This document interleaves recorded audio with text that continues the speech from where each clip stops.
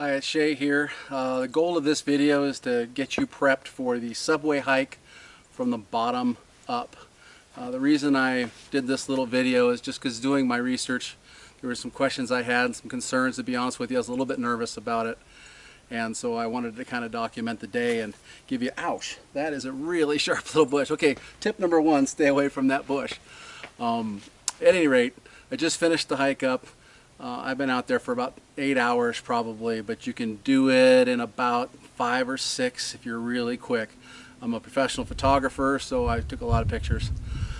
For starters, at the beginning of the hike, before you even get here, you need permits. Go through the National Park Service in Zion. There's advanced reservations. There's also walk-ins. This is end of October, first day of November. I can't remember. I don't know what day it is, to be honest with you. But I got my reservation just last week. It's kind of getting an off season. Having said that, once you have to pick up a permit in the park. You're going to have a paper permit that you keep with you, and also a permit for your car to leave in the parking lot. And that's also a good safety feature, because that way they know who made it out and who didn't, because I can see occasionally somebody getting in trouble down there and not finding your way out. This is definitely a wilderness hike. There's no bathrooms, there's no cell phone, you got to be completely self-sufficient. Water, I would recommend at least 3 liters. That's 6, actually I think I have a bottle here. That's 6 of these standard little water bottles. Hope you can see that. This is the last one I drank at all. Not particularly hot today. I'd say tops 70 degrees, maybe 75. I was in the shade most of the day, and I still drank 5.5 bottles of water. So that's a concern for sure. I can't imagine doing this hike when it's 80 degrees or 90 degrees or 100 degrees. You would have to have gallons of water to make it, I would think. So you might want to think about water purifiers, because you can't carry that much weight. My backpack with all my camera gear, a couple of meals, 6 or 7 bottles of water, yada yada yada, it probably weighs 30 or 40 pounds. So it was a good hike for me. I'm in pretty good shape despite my appearance, so I was able to do it. You definitely are going to be climbing over rocks and boulders and things like that. A lot of stream crossings. Some of the positions you get into coming under trees and over rocks, it kind of feels a little like acro yoga. So if you've got a bum knee or a bum hip or any particular physical ailments, this is going to be a pretty tough hike for you. I rented water shoes with neoprene wetsuit booties. Absolutely glad that I did. I could have done it in my regular boots, but you're probably going to get wet, and these things are perfect. I also have a hiking stick. I don't think you definitely need one, but I was happy to have it, and it was good for me. The hike starts here. Don't be fooled by this little bit of trail behind me. This is nothing. I'm at the bathrooms in the parking lot essentially. So that's the intro. I filmed a lot of little clips throughout the day, just little tips and things, but definitely I would say go for the water shoes. I wore pants today. I hate wearing pants, but I also hate sticky bushes. Because it wasn't too hot, these were pretty comfortable for me. A hat, I didn't wear a hat most of the day. I was in the shade. Once again, at the end of the year, the sun's kind of getting south in the sky, so I didn't have to deal with a whole lot of sunshine, which was great. Unbelievable day, unbelievable beauty, great hike. At the end, my goal was Archangel Falls. Essentially, as a photographer, that was something that's really turned me on in the past when I've seen it. Props to, I think it's David J. West is the photographer. I went into a restaurant in Zion a few years ago, and they had this huge half-inch thick acrylic face mount, really high-end piece with a picture from down in here. And I saw it and I fell in love. I thought, where is that? I gotta go. So today I went and I got it under perfect conditions.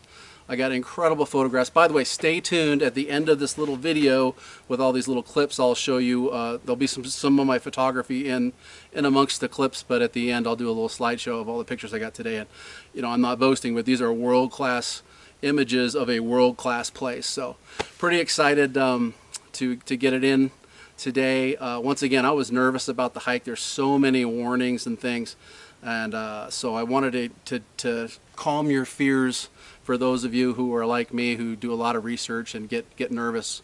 I remember seeing a video of a guy with a walking stick, and he had to climb over a big boulder, and he couldn't climb over the boulder, so he throws the stick over the boulder and then goes on over, and I was like, God, should I even bring a stick? I don't know. He was on the wrong path. You can get around the boulders pretty easily. I mean, but it's definitely, it's, you know, over 1,000 feet, which is like, I don't know, 100 flights of stairs over the period of 6 miles. By the way, it's a 6-mile hike, maybe just over, but because you zigzag so much, I think the Park Service estimates it around closer to 9.5, which is it's about right. Let's see, I'm gonna take a quick look at the clock. I started at 8 this morning. It's 5:30 now, so that's 9.5 hours I've been out there. But once again, I was chasing fish and taking pictures of these little wild trout feeding. I did a lot of photography. I only stopped to actually sit down maybe twice for 10 minutes. I've been moving the whole time, on my feet the whole time. So that's the end of my intro. And good luck with your hike, and I hope you enjoy the photography and the rest of the tips that are to come right after this.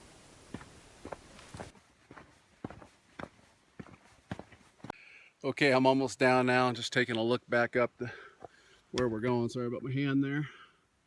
And there's the top of the ridge that I gotta climb up later. Yeah.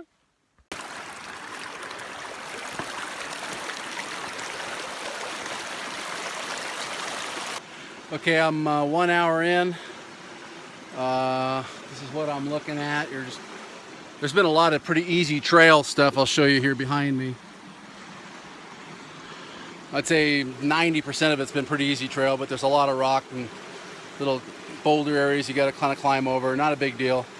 I'm tired. I've stopped twice, drank water. I've had probably a quarter of a liter of water, about 8 or 9 ounces of water. And my GPS says I'm half a mile from where I came down at the bottom, and it's another half a mile to the parking lot. So I've done just a little more over a mile, as near as I can tell, in about an hour. So that's it. Checked in for now, on my way back upstream.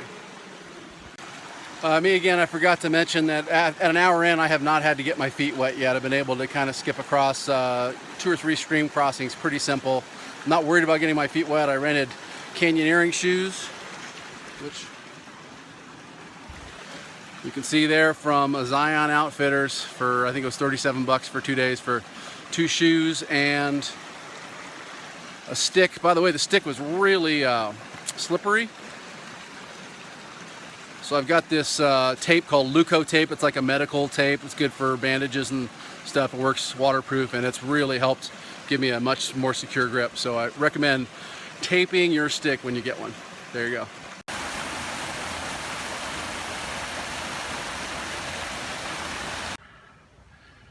What you're looking at right here is called a cairn, C-A-I-R-N. And as you lose the trail, look around, maybe across the creek, look around, try and find some of these little stacked rocks. So far, they've told me where to go pretty well. I'm probably an hour and a half in now. I've gained 200 feet, 250 feet. Tired of climbing over boulders, but this is really fun. It's really pretty. And feeling a lot less anxious about the trip. I think everything's gonna be just fine if it stays like this. Bye.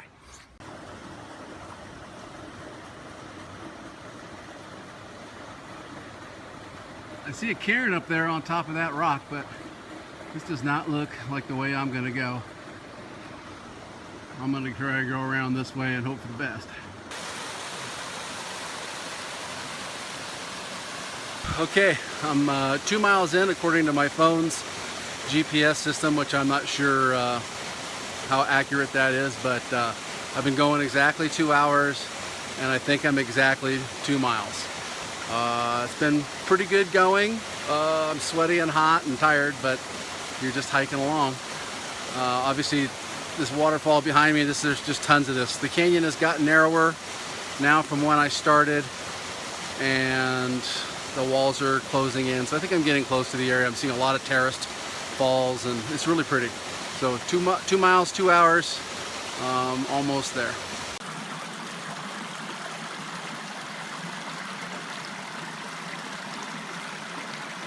Okay, I'm at 2.5 hours now. I just took about a 10-minute break. I wasn't going to take any photos until I got to my destination, but I saw a little waterfall that I'll show you right now that I just couldn't resist. I had to stop. So I had a little bite of salami and some more water, took my pictures, and now I'm back on the road. Okay, 2 hours and 40 minutes here, and I think I finally kind of reached my spot. I'll show you what I'm looking at now.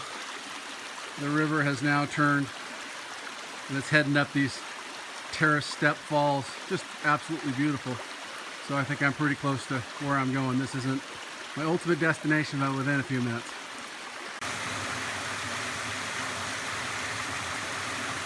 Okay, I'm at 3.5 hours now, which seems slow, but I stopped to take pictures because it just got too pretty. So I probably would have been here in just under 3.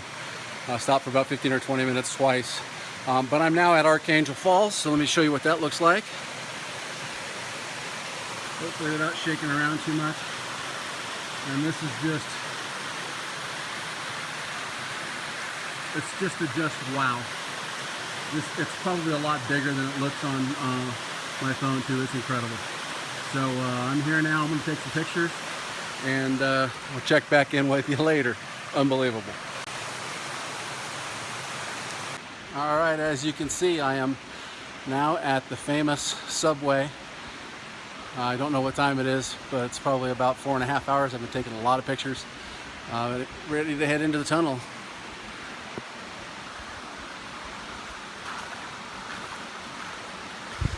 Okay, I'm at 10 minutes less than 5 hours, 4:50.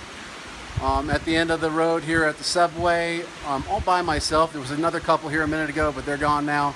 So I'm just gonna shoot as many as I can, because who knows if I'll be back. Hoping the sun pokes out and gives me a little extra dimension to the photos, but it really looks good right now. So I'm thrilled to be here and be heading back down the trail before too long.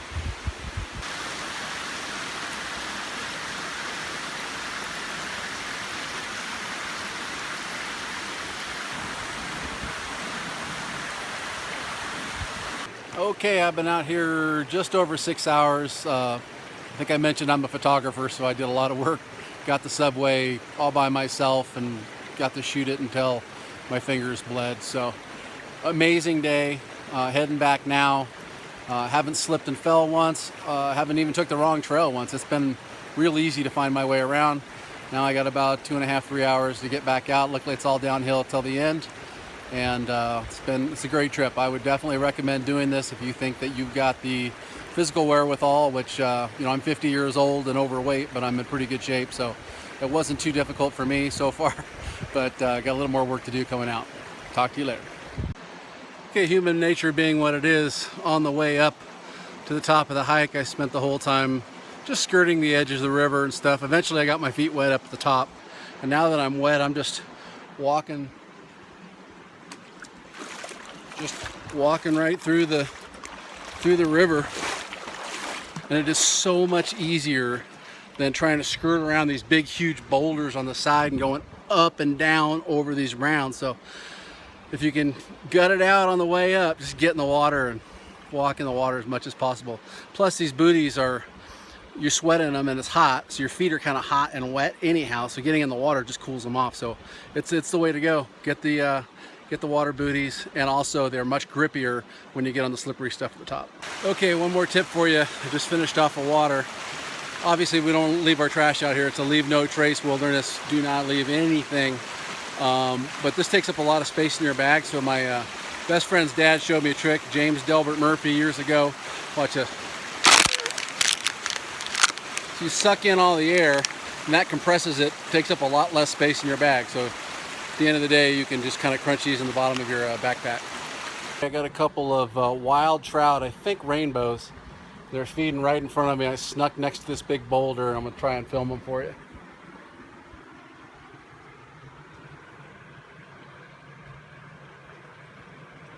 Okay, there's both fish moving.